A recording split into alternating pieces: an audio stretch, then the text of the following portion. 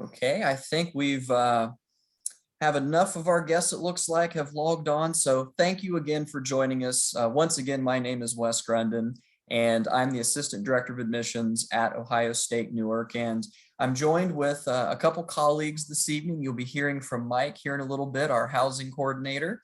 And behind the scenes, we do also have our senior admission counselor, C.R. Barclay. And he's going to be working tonight in the Q&A. And so we want to make sure that all of your questions do get answered. And so if you do have a question, it could be about anything that we've said or maybe something we haven't mentioned yet. Don't hesitate to ask questions in there and he'll be able to serve you and get those answered. But we will get everything started this evening. And I did want to begin by talking a little bit about tonight's agenda. And we do have a pretty healthy agenda for you and some things to cover. And we are going to be talking a lot about on-campus housing, the spaces. You are actually going to get to see pictures of what those spaces look like. And so you can visualize, students or family members, what those look like and the different options that we have. We will talk a little bit about some activities that we have on campus for our students, as well as housing policies, safety, and parking. And we are going to transition a little bit to talk about employment opportunities and future dates and things of that nature for the admissions process.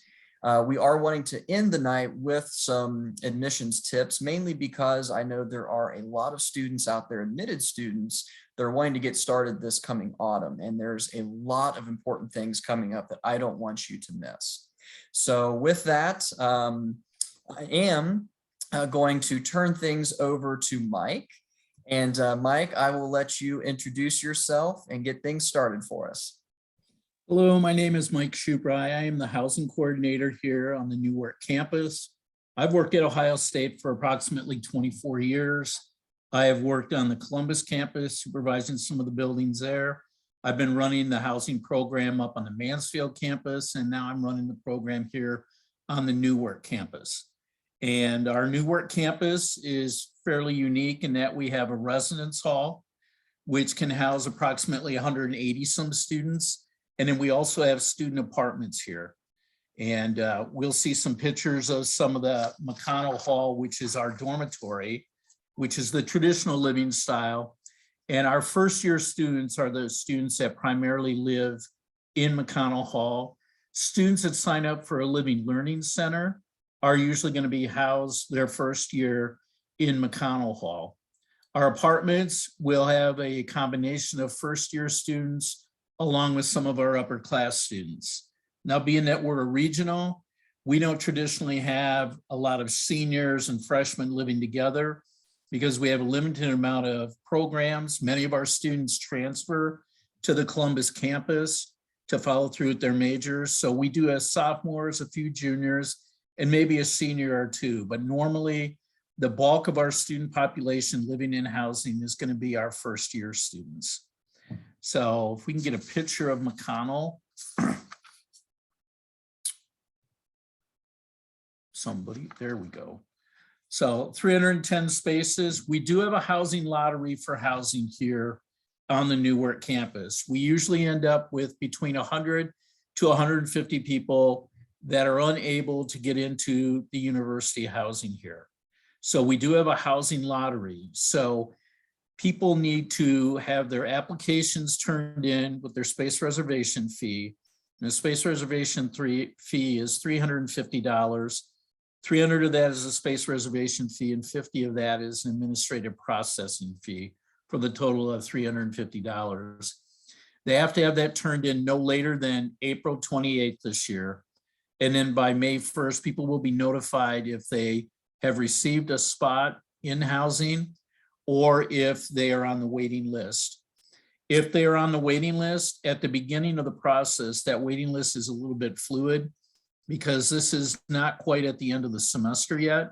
We have some students here, depending on their academics, who may decide not to return here this year, but maybe go down to the Columbus campus. We may have some that decide to transfer to another campus. So because of that, there is going to be some movement on that waiting list. As for the actual housing assignments, that won't begin until about the middle of June. because they're waiting for the semester to settle down and everything.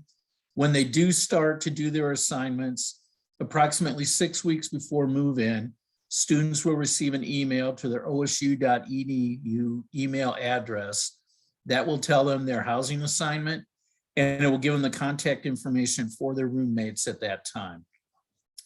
Some things about the contract: some people have people that they're interested in living with. If they want to request that person to live with them, they will have that opportunity when they fill out their application. But for people to be rooming together, it needs to be mutually requested between both students. There's 3 students that want to live in an apartment together. All 3 would need to request each other on their housing contract. They would need to have that completed by June 1st for us to be able to guarantee that those students would be able to room together. If they don't have a roommate selection opportunity, there are questions that they fill out on the housing application. And when they start to do the assignments, housing will go through and match people up based on those answers to the questions. Like, I study with music on, I'm a neat person, I'm a messy person, I like to stay up late, I like to go to bed early, I like to have people over all the time, I don't like to have a lot of people over. They'll match people up that way so you don't end up with the Venus-Mars type situation that we encounter sometimes. So I guess we could show some pictures of McConnell Hall. This is the outside of McConnell Hall. It's approximately 3 floors. We do have 1 elevator.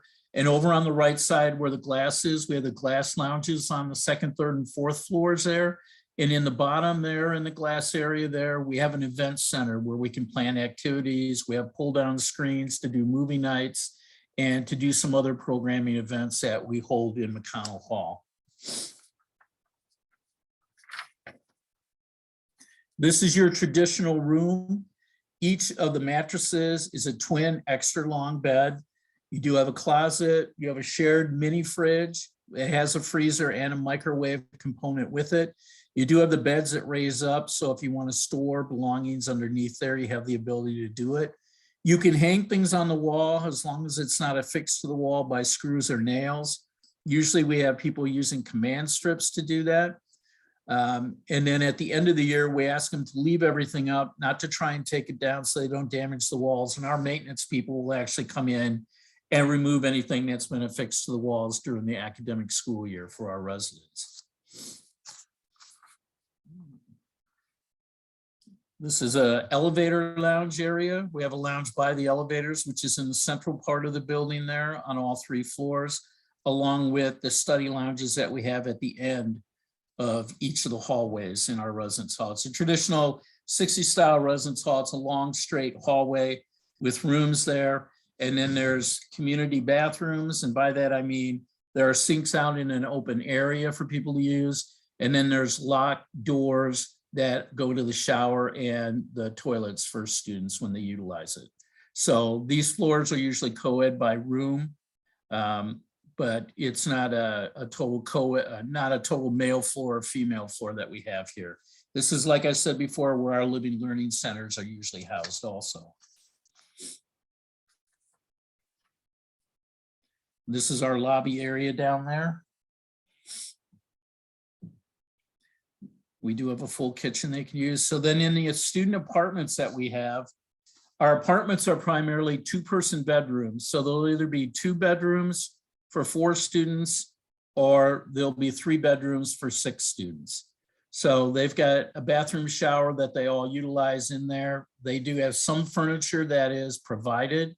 We have a fully furnished kitchen with a stove, a microwave, a full-size refrigerator, and a dishwasher. Each student in their rooms will have their own desk, chair, their twin extra long bed, and their own dresser that they utilize.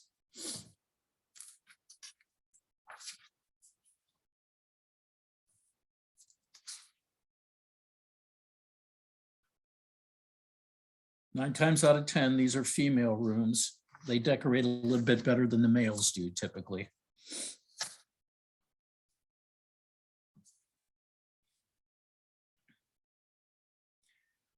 So if there are any maintenance concerns, any problems that come up, they have a 24-hour call line that they can call in for maintenance requests. And unless it's something that's not an emergency, somebody will respond to that in a timely manner. So there's always somebody that can help fix or repair anything if there's anything that needs to be worked on in the residence halls, in their rooms. And I think I pause a bit now.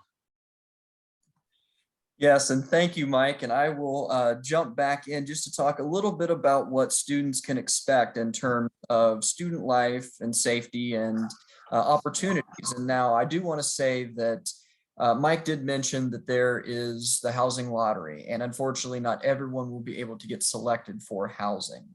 And before we end the evening, I will be sharing with you information on how to locate off-campus apartments that are available nearby. But I bring this up because while not every student can live on campus, every student that is an admitted student on our campus can partake in all of our student life opportunities. Of course, they're covered with our safety procedures, and they have opportunities for employment. Oops, sorry. With that, I will talk a little bit about some of those activities that we do have on campus. And so we do have many different opportunities in terms of student organizations, student life. Here's a few that are just highlighted. We do have our community council, and that is actually for housing students, and they do meet weekly and they plan events for the residents. So this is actually a little bit more through the housing and the residential students. But I know that even if you aren't in housing, students that want to partake in this have. I've heard of watch parties for the Saturday Ohio State football games, and students that weren't residents were still able to come in as long as they were a student. I'd like to add that yes, part of the $20 a semester fee that students pay, that funds a lot of the programs and activities that the community council funds. So that's where the funding comes from, and it's from the programming funds that students pay when they reside in the university housing units here at the university. Great, thank you, Mike. And in addition to that, I did want to highlight our campus activities board. It is our main campus programming body, as you see there, and they're planning a lot of great events around campus, and they've brought ice cream trucks to campus, musicians, magicians. They've had bingo nights. Students, you might be laughing out there, but bingo nights are quite fun because you get gift cards to Walmart and Kroger and Chipotle. And so that's what that organization does. So if you are interested in planning events and being a part of that on campus, I would strongly encourage it. And we also have student government, as you can guess. It provides programming and other leadership opportunities for our students. And know that we have plenty of other student organizations and activities that aren't listed here. We usually have around 30 or so student organizations, and they range from different areas of interest, subject, and background. So I do want to encourage each of you out there, students, to partake in that and get involved when you get here on campus. And I did a little bit of this, and we do have roughly the 30 plus clubs and organizations, but I also wanted to talk about some of the other things that you see here. For our students out there, we do have learning communities, and it is an excellent program, or I should say a series of programs that are revolved around students of similar interests or backgrounds. And it not only supports you academically, but also socially. And so we do have learning communities for students that are engineer interested or interested in engineering, students interested in education. We have our global citizens learning community. And be thinking of these two, that it's not necessarily just the inside the classroom component. We are doing so many things to support our students. So like, for example, if you are in the engineering learning community, we are getting our students out there with hands-on experience with local engineers, and various other opportunities that range from textbook stipends for our students in the learning communities, and also other opportunities for internships and just social interactions. We also have our honors program and our Lefevre Fellows, which, if you are interested in community service and giving back to your local community, we do have that program as well. Students will take a 1 credit hour class each semester as a part of that program, and they can earn up to $1,500 back towards themselves for education, and they're actually partaking in 30 credit hours of community service. And I was just talking about each of those, and I wanted to reference deadlines because it is very important this time of year, especially for our current seniors. If you are interested in any of the learning communities, please reach out to us and let us know, because that deadline is fast approaching. We currently do have that deadline being tomorrow, but we are going to consider students past that if you do reach out to us. And so please do reach out to us and let us know if you have that interest, and we can make sure that your application gets through to our committee for that. Honors, also Honors and Lefevre Fellows will also be April 15th, so coming up very quickly. So students, if you have any questions about applying for any of those, please let us know. And we do also have support for student success. We do want to make sure that if you need help with tutoring, or if there's a certain subject you need additional help on, we're going to provide that for you. We have tutoring for virtually every subject on campus. And we also have learning skills specialists that can help you be a better note taker and be a better test taker, how to study and develop good habits. We also have education abroad programs, and you can see this is actually a picture of one of those. We've gone to places like Berlin, Germany, Costa Rica, Cuba, and we are happy to announce that those are back. We are planning those after a brief departure due to COVID, but it is an excellent program. And know that if you don't partake in education abroad on our campus, you can still do that and get connections back to the Columbus campus, which brings me to that next point, that connection back to Columbus. Students on our campus at Newark, you have all those opportunities back in Columbus if you want to pursue that. Being a part of the marching band, and of course, getting those coveted student football tickets. You can even rush a fraternity or a sorority. So know that you have great opportunities at Newark and that connection back to Columbus. And I know we get a lot of questions about safety on campus. And I can say, especially to the family members out there, that our campus and the surrounding area, it is very safe. We do have an extremely well lit campus, and there's been many times, even myself, I've worked late at night walking out and it is very well lit. But if you do have that concern, students, you can always call campus security if you would like to have an escort, and not that you would necessarily need that, but we've even offered that for our students. And our campus security on campus is 24/7. And our local Newark police force, if they are ever needed, they do respond very quickly. We have excellent connections with them. So we want to make sure that your student is safe on our campus.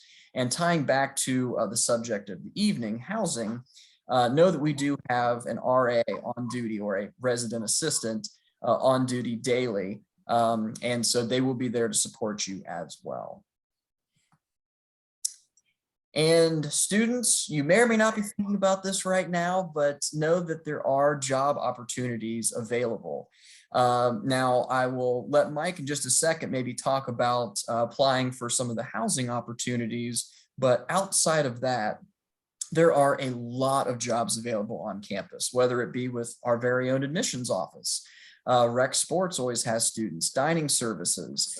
There's so many job opportunities available. And I do want to encourage all of you students and family members to keep an eye out for those jobs, because they begin posting this summer. Mike, I don't know if you wanted to add anything about how to apply to a resident advisor or an office assistant, but I can turn that over to you if you wish. Sure. I just wanted to add the connection between the regional campuses and the Columbus campus. We have regional students that their freshman year in school are taking part in ROTC down on the Columbus campus. And the current drum major this past year for the best stand band in the land was actually a Mansfield resident who started getting involved with the band when he was at a regional campus. So yeah, the connections are there if you're willing to participate and if you're enthusiastic about it. Our office assistants work at the front desk here. So you get to live and work in the same place. You get to meet a lot more students when you have that opportunity. Some people, if it's a slow time, have the opportunity to work on some of their studies. You're basically sitting behind the desk, you're answering the phone, and you're responding to the needs of students. And it might be to check out their packages that were delivered for them. It might be setting up the mail. It may be just addressing questions that people have when they come in, asking for resources. Freshmen apply for that, and we usually hire between 20 to 30 office assistants at the start of the year, whether they live in McConnell or where they live in the Newark apartments. We only hire people that live in housing to be office assistants. Resident advisors are like pure mentors, pure counselors. They're the people that are on duty every night from 7 p.m. to 8 a.m. the next morning. They, of course, do shifts. There's a total of 7 of them in the building here. They're all responsible for either a floor in McConnell or one of the stairwells in the apartments that we have here, which are Brutus, Buckeye, Scarlet, and Gray stairwells. They do rounds at night. There's somebody that is responding to any concerns or questions that come up after hours. They're also in contact with the security force if they need to be in contact with them. They mediate throughout the year roommate conflicts. They help plan some of the programs and activities that we do here in housing. And they're just available to be a friend to people, to provide resources for the new students and kind of make them feel socially supported in this environment when they move into the halls here. And aside from that, you have to be a second-year student. We like people to have some living experience in the halls before they do it. Their compensation is that their housing is free, they have a reduced board plan, and they do receive a stipend in that position. A unique thing for the regional RAs is if they decide that they have to transfer down to the Columbus campus, if they're in good standing at the regionals and they want to transfer down to Columbus and become an RA, they are automatically accepted on the Columbus campus. And that saves them a tremendous amount of money for housing costs. And it really helps them become more integrated with the Columbus campus if they just been at a regional campus the entire time. So, and you can talk to current RAs about that. And you can also talk to the housing coordinator when you move in about that. And our actual application period will start in November in the fall.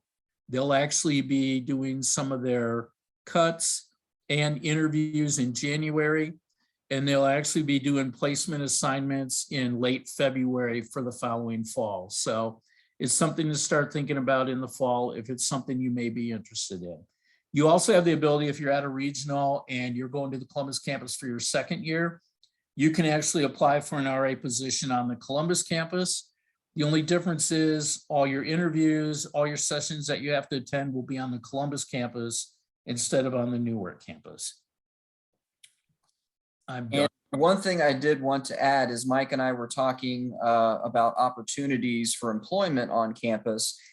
Students know that there's an added benefit to working on campus, and that is we will work around your academic schedule.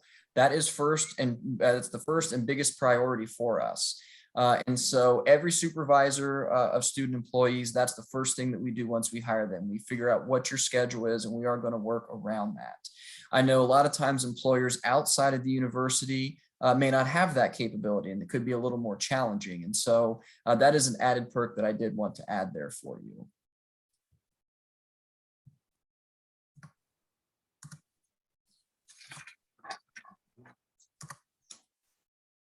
And I will mention, and Mike, you can add anything if you want, but we get this question a lot. Can students have a car on campus?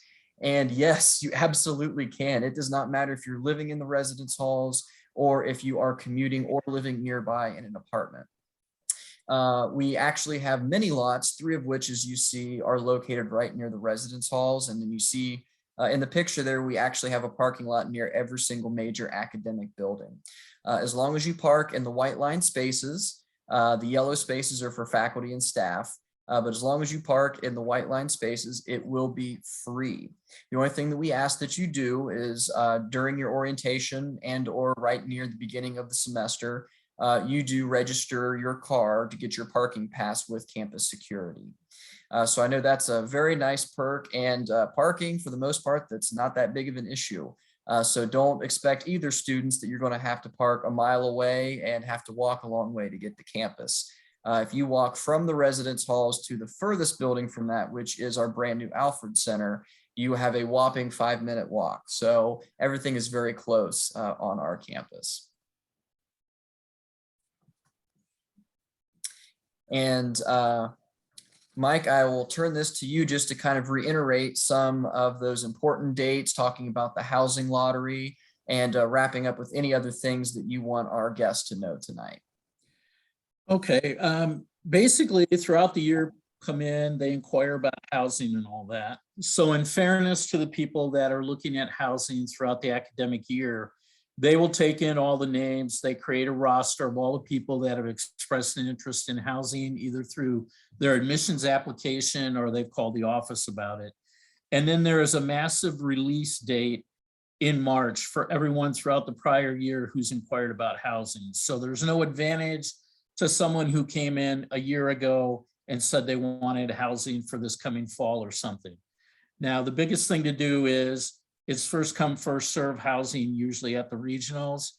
So the sooner you turn in a completed application, the better the chance is that you'll be able to get a housing space.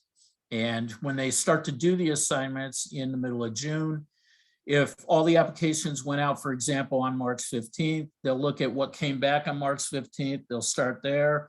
Who came in on the 16th, who came in on the 17th, they'll work their way down. People in our learning communities have the opportunity to have some priority selection. So they have a better chance of getting in than some of our people that didn't go through the process. For the housing lottery to be eligible for it, a completed application that's with the $350 space reservation fee and the rest of the application filled out needs to be turned in by April 28th. Now, normally you can pay for this online unless your student is under the age of 18, because then you have to print out a parent guardian signature sheet, because anyone under the age of 18 cannot enter into a legal and binding contract. So that's why sometimes when people try to pay online, they find that they can't pay online because their student hasn't turned 18 at the time that they're trying to conduct the contract. So if you might fall into that situation, you might want to plan ahead then to get that printed out so you get that sent down in a timely manner for that lottery and everything. If they're unable to provide you with housing, they will refund that money to you and everything. Like I said, part of the people on that list have the opportunity to move up because that list will be fluid when they first initiate that list. But if somebody hasn't gotten a contract or not sure about having a contract or something, they can contact the Housing Assignments Office and request a contract, and they will send a contract. The one thing I want to make sure people understand is that there are some compatibility problems between the OSU.edu email system and Gmail or Hotmail or whatever internet server other people may be using for their email. So we always ask students not to sync or link those accounts together, because sometimes when we'll send something out from housing, it may go to oblivion. We have no idea the student hasn't received it, or a web link won't come through sometimes because of the compatibility problems between the internet servers. So if students can just keep their OSU.edu separate and not linked up with another account, then they'll be able to receive the emails that they need to receive. And I don't think I have anything else here. They will maintain a wait list right up until opening. So some people will wait that long and some people won't. Some people can cancel maybe for the fall and then decide to come back in the spring. We've had several people that have done that at the regionals also. And I'll be available to answer any questions that may come in. Thank you. Yes, thank you, Mike. And I wanted to reiterate a couple things that he mentioned, and those applications or the notifications about applying for our housing lottery, it will go to that Ohio State email. And you heard him talking about making sure that not only you have it activated, but also you're able to access it and you are receiving communications from the university, and more specifically for the session tonight, housing. Now, if for some reason you have not been receiving updates, or and I will say that we should have been sending out housing emails to this point about the lottery. If you have not received that, or there are any issues, please let us know. As you saw by the deadlines, we are about to be in the month that the lottery will occur. And so we want to make sure that you have that so you can apply for that lottery. Another thing that I'll mention, I know that Mike was talking about the wait list and where students are with that. And if you do have questions or you need help, please reach out to us and we can educate you on that process. Likewise, I did mention as well that here before, after I finish our presentation, I will show you on the website where we do have information about nearby campus apartments. Now, these are not affiliated with the university in any way, but we do have their contact information if that is a different route that you do want to go. But having said that, I did want to transition and talk about a few other things admissions related. And I wanted to highlight a few upcoming events that we have. Now, especially, I want to really highlight this first event that you see, that is our in-person Future Buckeye Day. Students, if we have any admitted students out there, we strongly encourage you to attend this event. So this event not only will be a celebration of you as an admitted student, but it's going to give you all the tools necessary to complete that process from being admitted to getting matriculated and getting ready for summer orientations. So we are going to have our director of advising. She's going to be speaking and talking about that process. We actually have a parent session lined up where you're going to be learning some helpful tidbits about financial aid and also student success initiatives. And we will include tours of campus, and we're working on some other interactive tours as well. And so basically, if you can attend that on April 15th, we strongly encourage it, but I understand schedules can be busy. So if you cannot attend that event, you can always attend a Buckeye Visit Day. You can see we do have our final one for the academic year occurring on Saturday, April 23rd. And we also have some other virtual events coming up highlighting different campus partners. We do have our student life event occurring next week. I talked a little bit about student life tonight, but they will cover all aspects of it next week. And we also have a virtual campus partner event with our Office of Disability Services. So any students out there that have a 504 IEP plan, we're going to talk to you about how you can get accommodations and support in the classroom through that. And that will occur on April 14th. But we do have various other events as well that are on our visit page. So please, if you want to take a picture or write down that website below, go.osu.edu/visit-Newark. And at the end of the day, if you don't see anything in there that works with your schedule, we are open. We are taking students in our office. So please give us a call and we can always work with you to try and arrange something in person. I want to talk about the highlights again for deadlines. And I think I misspoke earlier, but yes, Lefevre Fellows is April 1st, same way with the learning communities as that deadline. Now, I know that's coming up tomorrow, and we can extend that if we do have some interested students. I strongly urge you to reach out to us if you have interest in either of those programs. I did mention honors. That deadline is going to be April 15th. And I'm going to talk about this next opportunity in a couple slides, but the deadline to apply, April 22nd, is the deadline to apply for our Ohio Mean Science STEM Scholars Program. It is an excellent program that I'm very excited to highlight in just a little bit. May 1 is that important deadline to pay that $100 acceptance fee, so that you not only will be eligible to get those coveted student football tickets, but you will also be amongst the first students to be getting emails about placement testing and orientation. Now, if you miss May 1, don't worry. We're not going to lock the doors on you. We're still going to let you in, but you may not be among those first students to register for an orientation date. But we can accept students all throughout the summer. But I really, really want to urge to everyone listening tonight, hit May 1. If you want that ideal college schedule, if you want to make sure that you get everything as smoothly as possible, please hit May 1, pay that acceptance fee, and make sure your email is activated.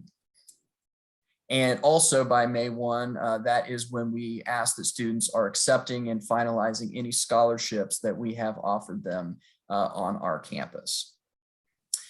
In addition to that, some other timeline related materials. We strongly urge students with IEPs and 504 plans to contact our Disability Services Office and send those plans in around this time now, April and May. The reason being is because our placement testing and orientations will occur at the beginning of June. So we want to make sure that if you do need any accommodations, they are in place for you. So you will have those when you do take any of your placement tests. And throughout the summer, as you see, please make sure you're checking your email, monitor your Buckeye link. I would say daily, because we are always sending important things out to you. And as you approach the end of the summer, you're going to start seeing things like email communication from faculty members. And the best way for you to stay engaged with the university is to check that email. I also wanted to put, plug in for August 23rd. That is convocation. That is essentially your big welcome to Ohio State-Newark and Buckeye Nation. It is really great. And it is a very fun event where we welcome all of our students. And it is, as you see, the day right before classes start. And if you were wondering, yes, August 24th is that first official day of classes. I did reference the Ohio Means Science STEM and Scholars Program. And we are so lucky that we recently received a grant on our campus from Ohio Means Science to be able to give back and start a program for our STEM related students. And so how this program will work is we are encouraging students to apply by April 22nd. Now, if you do need to know where to apply and you have specific questions, please check out that website below. But students that apply for this, they must be, their family must submit the FAFSA, and they do need to qualify for the federal Pell Grant. Students that meet that and apply by April 22nd could be considered for the program, and the perks are endless. I know you probably read the first bullet point there, but they can get $5,000 for the autumn and spring semester and can get upwards of $20,000 towards their education. And it's not just, don't think of this just as a financial opportunity. Please don't do that, because as you see there towards the bottom, we do have a lot of academic support and growth for students in this program. That includes things like internships. You will have your own faculty mentors that are working alongside you, and they're helping you out with not only your own research, but developing your career and making sure that you have the best undergraduate experience possible. And so students, please consider this. I think it is truly a gem on our campus, and we are so happy. This is actually the first year that we're able to have this program. And so definitely, if you have any questions, you can reach out to us, or please check out that website. I also wanted to share with you some important links. And so please take a picture of this web page. Each of these, take a picture of this slide, because each of these are important web pages that you will need throughout your process in relation to admissions. We do have a page for applicants that gets you kind of started out in that admissions process and tells you how to navigate those early steps. We do have an admitted student page. It has a helpful resource of videos, how-tos. We actually even have an interactive steps to enroll brochure where if you have to do something, students, you can actually click on a link that will take you to that item that you have to do. And I know we have some parents out there this evening. And parents, we do have your own page as well that helps to put that college perspective that your students are going through, puts it into perspective for you. And so you are able to see kind of the same things that they're seeing. And we also have helpful videos and how-tos for you as well. So it gives you a snapshot of what they are going through, not only in this enrollment process, but what to expect once they get on campus. And I referenced it earlier, we do have a lot of events that we want to share with you, especially for the admitted students. Here very shortly is that Future Buckeye Day. So if you want to check out any of our visits, please go to that website below. And I've been referencing it all night. If you do need any help, that is the contact information for our admissions office. We are there to help you daily. And it could be anything from simple questions or how-tos. We even will take appointments. If you need to walk in and have us help you and actually walk you through those steps, we are more than happy to do that as well. And I do want to thank you again for attending tonight. And I am, as promised, going to share with you where you can go to find not only more housing information, but information about those off-campus apartments and resources. And so I am going to share with you our webpage.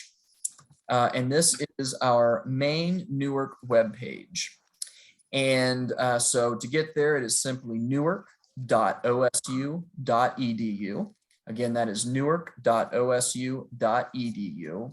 And from that home page, if you hover over the Future Students tab and then go down to admissions, you can scroll down to housing and roommates. So this will actually take you to the page that has a lot of the information that we covered tonight. It also will have information about, as I mentioned, not only the residence halls, but off-campus housing information packets and Newark area apartments. And they do have on that information, not only about the apartments and where they're located, but contact information too. So this is also, students, a very, very helpful resource for you for, as I said, a lot of the things that we were talking about tonight. And I do know there have been a lot of questions in the chat tonight, and I know that CR has been helping us with those. And Mike, I might put you on the spot just a little bit if you want to come back on the screen.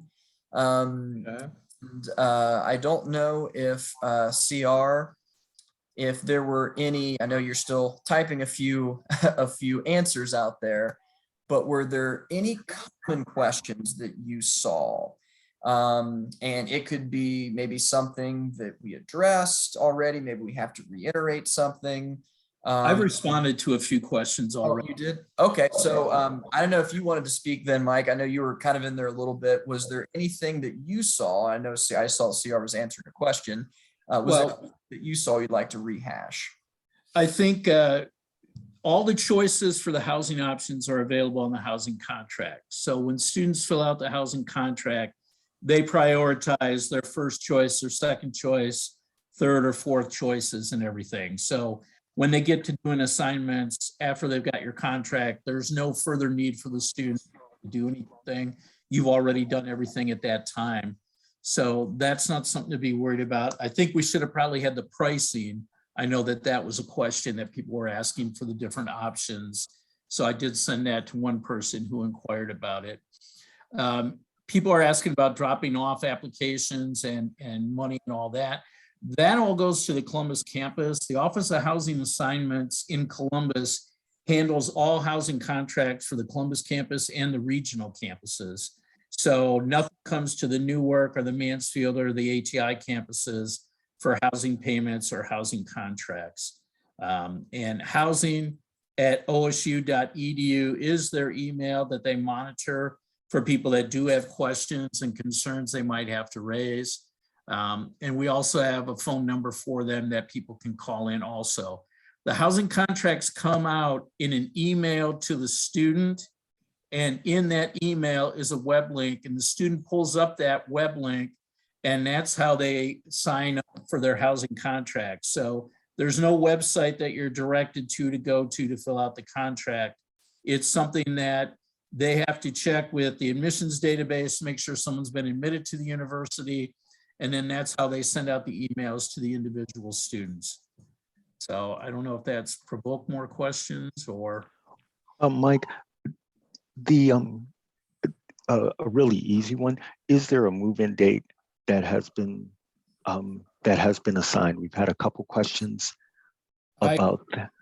I believe that they're going to do another staggered move-in, which we started with the pandemic a few years ago. I know that the regional campuses are going to do a 3-day move-in, which is going to be the Thursday, Friday, and Saturday, which is before the opening Tuesday of classes. And it will be a portal that students will receive an email to, and then they'll sign up for a move-in time. It'll be limited to how many people can sign up during a certain period of time throughout the day. The movement will usually be from 8 a.m. till about 8 p.m. at night. And they'll just break it down based on when people sign up for the portal and that. Okay, and then Mike, we have a couple people that have questions about if they live at a regional campus for year one and then campus change to Columbus for year two, what will the housing requirement be? Will they still only have one more year that they have to live on campus?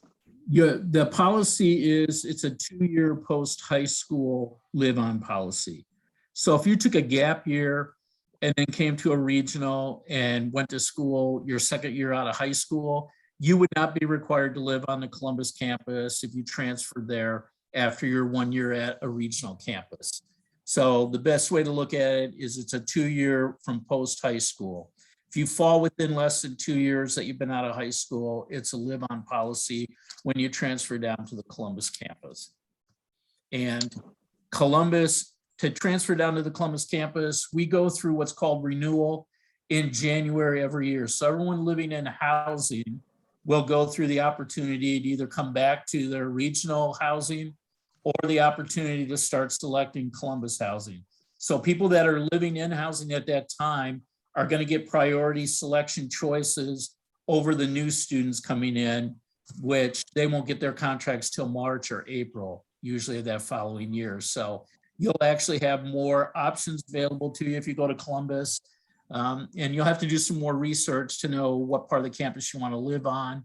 Do you want to be close to certain cafeterias or something? You want to be closer to your classes? Do you want a certain style of living and everything? And that's why you choose those particular choices. But you'll have the opportunity to do that in January. Another thing I should mention is the space reservation fee does not get applied to your fall housing. It does not get applied to your spring housing. What they do is they kind of hold that as an escrow for people that are going to be going down to the Columbus campus or returning here to live for a second year. And they will take that $300 space reservation fee from this year's contract and they'll apply it to next year's contract. What they found is they used to reimburse it in the spring semester and then people would turn around and sign up for housing and they've already spent the $300 and they'd have to come up with another $300. People that are not returning to housing in March after they've done reselection and everything will then have that $300 credited back to their student accounts. So it just kind of sits there, but it doesn't get applied to any of your housing technically. Okay, Wes, I see that there are a couple questions that you want to make sure that we talked about with Mike. Can you go ahead and take those? Yes, and I'll let you get back to answering questions. And to our guests out there, please continue to ask us questions. And actually, I should mention that this is more of the Q&A session of the night. So if you feel comfortable with everything that you've heard, you are welcome to go, but know that we are going to stick around to help out with any additional questions. But Mike, we did have 2 common questions, and it had to do with meal plans. And I guess, and I'll let you expand on this because the one question was, are there dining halls and meal plans on campus? And I know the answer is yes to that. And the second question, they asked if students had to live in housing to get one, which I know that they could also get one if they aren't in housing. But I figured that's probably a good opportunity if you wouldn't mind sharing a little bit more about the meal plans and what that looks like. Sure. We have 2 meal plans at the regionals, and actually at McConnell, on the Newark campus, they actually have 4 meal plans. They have a Carmen 1, a Carmen 2, a declining balance, and also a McConnell Hall specifically for people living in McConnell. So it's more of like an a la carte system. You have so much money that's put on your dining dollars, and then as you go through, they price up whatever you've gotten for that particular meal and everything, and then that debits off your account that you have on your Buck ID card. The nice thing about the dining dollars is they roll over. It's not something that you have to use each semester or you lose it. You continue to obtain that and hold on to it. The other thing is for some of our students that may go to Columbus for football weekends, Your dining dollars can be used on the 28 different places they have university dining on the Columbus campus. And you also have the opportunity for dining dollars to be used at some of the vendors in our communities that have started to accept dining dollars. So you start with a certain amount of money that's put on there, and you can add money if you decide that you're going to be eating more. I mean, with our student apartments, we have a lot of students that tend to cook some of their own meals. We have people that use Grubhub. They have a lot of food delivered, basically, and they use their dining dollars to pay for that. So it's kind of up to the students' choices of what they decide to do. The declining balance is usually a higher amount of money for people that basically plan on eating more in the cafeteria. That would be our students that live in McConnell, because we don't have individual kitchens in the rooms or on the floors. We have one main kitchen downstairs, and some people do use it to cook, but the majority of people living in McConnell are usually eating out at the cafeteria here on campus, ordering Grubhub or something. We have a table right inside for all of our deliveries that come throughout the day and everything.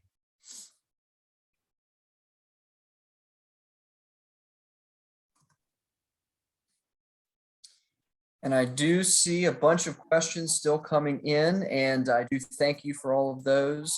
And I think that what we'll do is, Mike, I'll allow you to answer some of those, because I know I've seen quite a few rolling in that I feel that you would be able to answer for us. But while you're doing that, I just wanted to kind of wrap up a few things for the evening.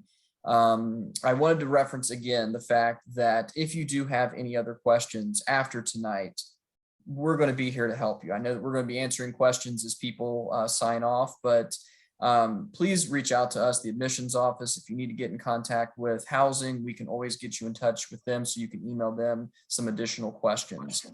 I also want to reference, I saw a couple questions in there about how do you get the housing application? How do you get information about that? Once again, students, it's going to that Ohio State email account. And we have been sending it out, we send it out on a rotating basis, or I should say a continual basis. But if you do have any concern that you should have received that information and you didn't, notify us, because all we have to do is then get in touch with housing, and they will send you and push that message back out to you, so you can actually do the housing application for the lottery and pay that deposit. Again, it is, we advise students to try and do it in the middle of May. The middle of April. Sorry, please get it in the middle of April, because we are running that housing lottery right at the end of April. And we do not want you to get in a spot where you maybe have been delayed, or you're getting something in last minute and you do miss that. And so we want every student out there not to wait to the last minute. And so that's why we generally push you and say, please do it in the middle of April. And so get those in, complete that. And again, if you do have any questions on whether or not you're getting the emails or if it's been received, we're here to help you with that. But as I said, we are going to be here in the Q&A for a little bit longer, but I do just want to say thank you all for joining us tonight. I know housing is a very hot topic, and we're very grateful not only for CR, who's been answering a lot of these questions tonight, but for getting Mike on here to share a little bit more about the housing options, meal plans, and just generally what it's like to live on campus. So with that, I want to thank you all again for attending. Please be in touch and let us know if you have any issues. And as always, thank you, and go Bucks.